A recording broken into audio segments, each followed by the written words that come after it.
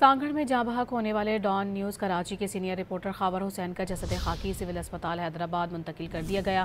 Sanghar police نے قانونی کارروائی کے بعد ڈان نیوز کراچی کے سینئر رپورٹر خاور حسین کی لاش سول اسپتال سرد خانے منتقل کی۔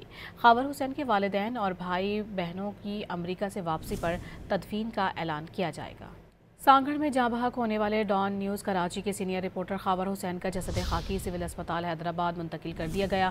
سانگھڑ پولیس نے قانونی کارروائی کے بعد ڈان نیوز کراچی کے سینئر رپورٹر خاور حسین کی لاش سول اسپتال سرد خانے منتقل کی۔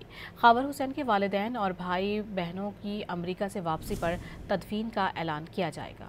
سانگھڑ میں جاں بحق ہونے والے ڈان نیوز کراچی کے سینئر رپورٹر خاور حسین کا جسد خاکی سول اسپتال حیدرآباد منتقل کر دیا گیا۔